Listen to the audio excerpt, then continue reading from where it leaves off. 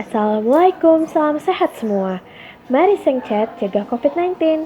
Oke, kembali lagi dengan Talita Salsabila dari instalasi gizi RSUP Dr. Hasan Sadikin. Kali ini saya akan memberikan tips kepada semua tentang cara mencegah COVID-19 agar tidak menginfeksi kita.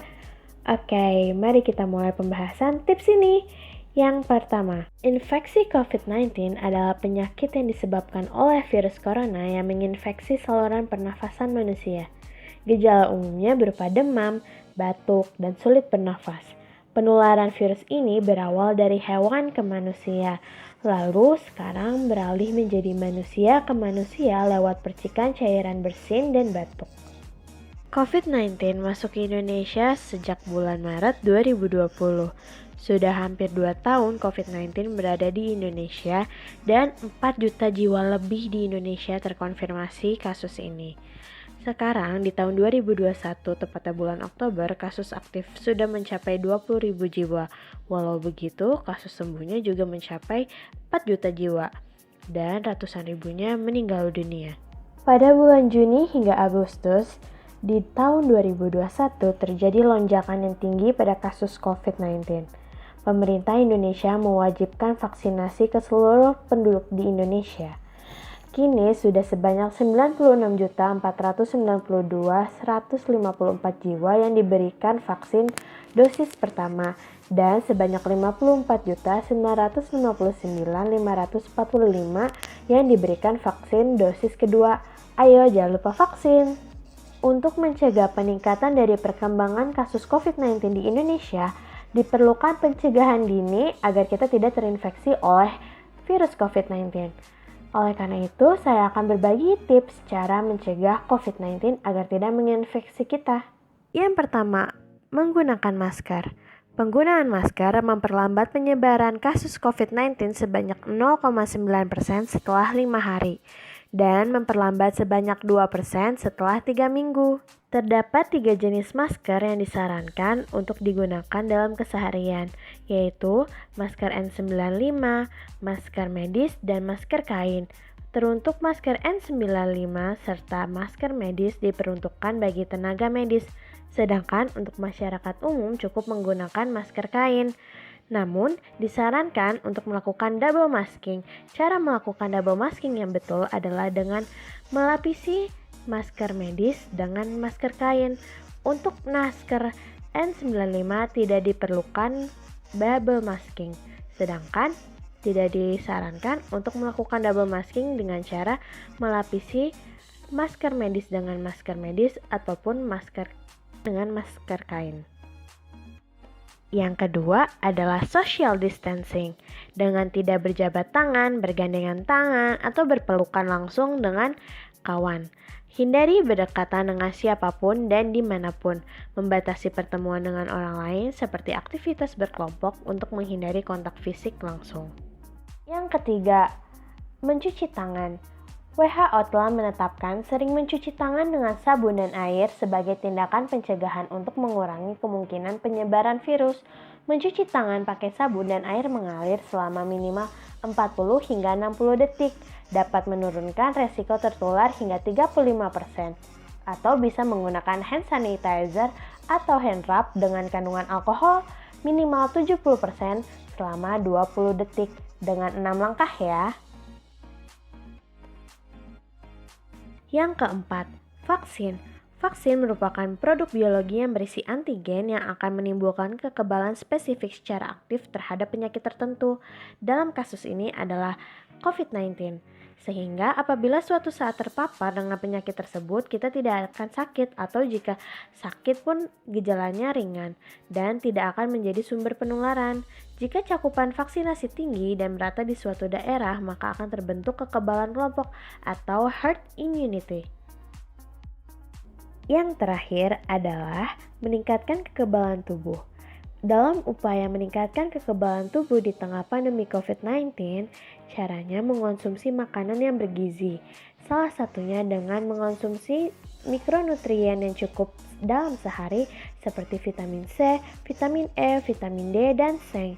Mikronutrien ini memiliki hubungan yang erat dalam meningkatkan atau menjaga daya tahan tubuh sehingga dengan memenuhi kebutuhan hariannya dapat mencegah COVID-19. Mikronutrien yang akan dibahas pertama kali adalah vitamin C.